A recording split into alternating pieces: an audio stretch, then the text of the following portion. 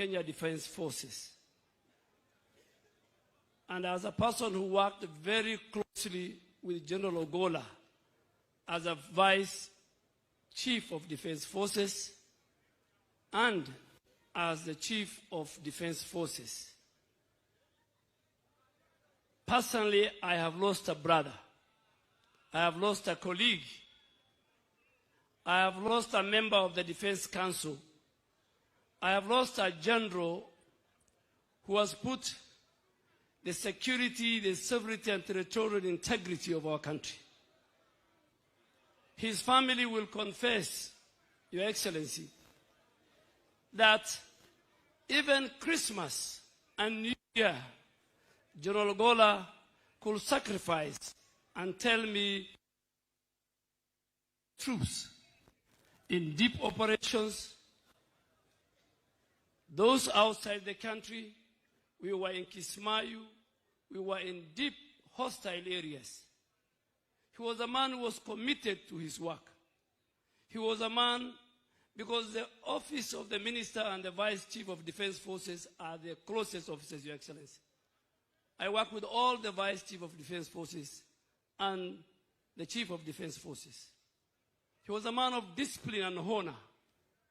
I don't want to say more because you have interacted with him too. So, Your Excellency, the rank and the leadership of Kenya Defense Forces, we have a lot to learn from General Ogolla, our general.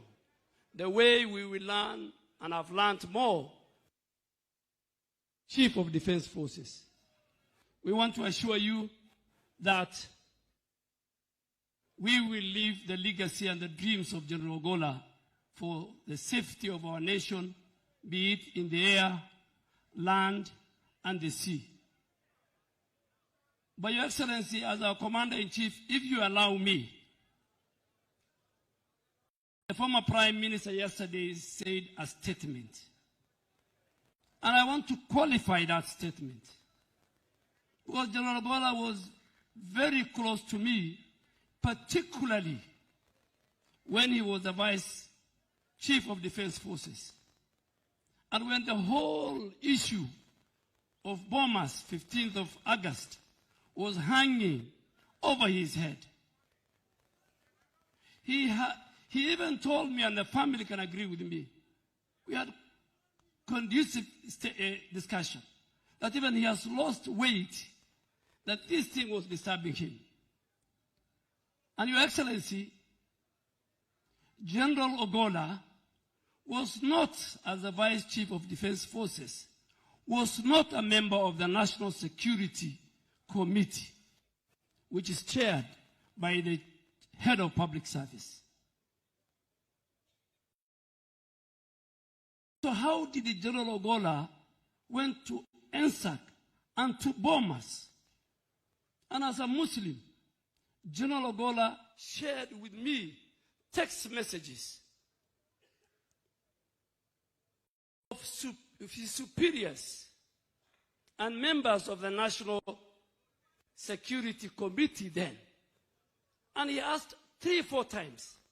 First, in the morning when he was going to NSAC, he showed me the message that he was given, go represent me at NSAC, because of a prior other commitment of the person who was supposed to go. When he went to NSAC, General Ogolla, and a direction was given to him with other colleagues, with a leader, him as a member, to go to bombers. General Ogolla, as a respectable soldier and general, he asked and sent a text message to his bosses and asked, what am I going to do in bombers? And this has happened. And General Ogolla was told, it's been decided, you go. And I'm narrating what General Ogolla today, he's lying here, this man, told me. When he went to bombers, the then chairman of IBC, he told me, kept them for 5 hours. And the 411 came while he was in bombers. saying the results will be announced at 3. And General Ogolla then again sent a text message and saying, now that the result will be announced at 3, as a general, as a soldier, what am I doing here? And he was told, stay with your colleague. That text message is there. When His Excellency yesterday said, I had a one-to-one with the General Ogolla, he gave me permission to have one-on-one discussion with the General Ogolla on a Monday from 7 to 9:30 p.m. in my house. His security, his drivers can confirm. And when he convinced me, because he was a man of God, when he convinced me is when he got an opportunity to relay and talk to the president with those 3 statements at the end of his discussion with the president.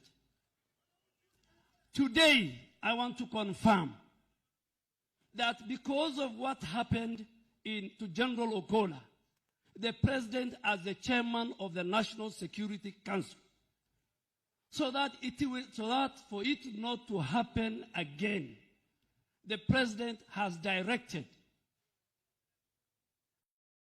last year that members of the National Security Committee, the IG, the DG NIS, the head of public service, PS Interior, PS Defense, CDF, PS Foreign Affairs, PS Treasury, and the Solicitor General can never again delegate the attendance of that membership to their juniors. Because tomorrow, another member of the National Security Committee will commit the same crime. So Honorable Raila Odinga was very right. Very right. And I came today to qualify his statement that General Ogolla, a man he knows, would not have gone to bomb us. And the people who sent him to bomb us, some of them are here. Some of the people who sent him to bomb us, some of the people who sent him to bomb us are known. They are members. So sometimes, the way Joel said, let us not create a false narrative about General Ogolla. Your Excellency, allow me again to make another confession as your Minister for Defense. Many of my colleagues ask me, you used to be a vibrant politician, you have changed. I have changed because I went to a different environment. Your Excellency, when General Tonje introduced that gentleman's agreement, it was General Opande, who he recommended to be the next CDF. But he did not. He was not given that chance. Many. The law says that a CDF will serve for 4 years or at the attainment of 62 years, whichever comes first. Your Excellency, this region has produced decorated generals. General Owiti, General Opande, and many others. But because you wanted to change Kenya, you said we must kill ethnicity and regionalism in our country. Your Excellency, and I want to confirm to the nation, there were many people within even our ranks who said General Ogolla should not be appointed. They had only one reason. Very unfortunate. Very unfortunate, the reason of 15th of August. They forgot all the other credentials of General Ogolla. Your Excellency, you have confirmed to the nation you are not a petty leader. You are not a vengeful leader. You are not a person who will follow what happened, Your Excellency. As your Minister for Defense, you made a deliberate, with a finality based on the credentials. He was a smart general. He was one of our finest F-15 jet fighter. He has trained everybody here, including the current Air Force commander. He was a man of humility. He could walk to my office and to all the offices. I could walk to his office.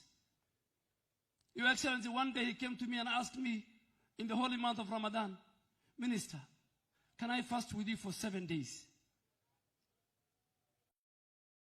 Your Excellency, you decided, you directed, and I went and passed the council, the Defense Council, your decision on the 27th of April 2023, the appointment of General Ogolla, among others.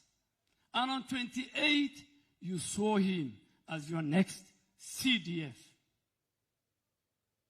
He died, you saw him on 28th of April 2023. He died on the 18th of April 2024, 10 days before he made to 1 year. He had good plans, Your Excellency, for the 15th of May this year of our graduation. And he told you the reforms he will introduce, and you will see it, because our team is here.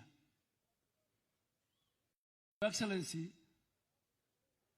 you'll go into the annals of history as a person who appointed not only General Ogolla, not only Raymond Omolo, not only many Kenyans to key security positions, including myself, without regard to ethnicity, to the region they come from, and to how their communities voted in last election. Your Excellency, you will be the one that will make sure that Kenya will be a country that everybody and every community will be proud of. With those many remarks, Your Excellency, let me take this opportunity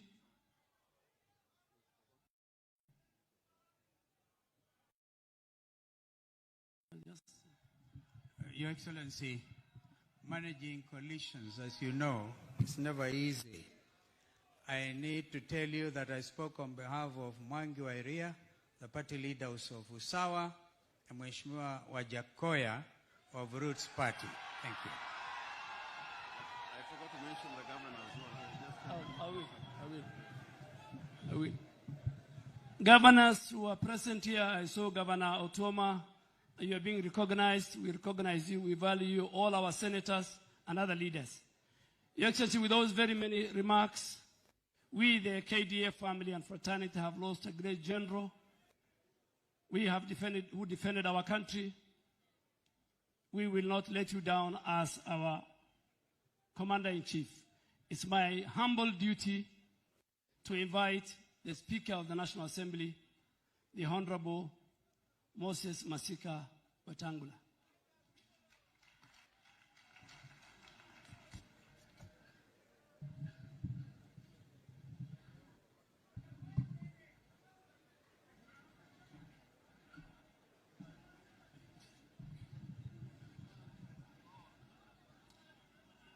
Your Excellency, our President and Commander-in-Chief of our forces, our First Lady, Deputy President, the family of our fallen brother and hero,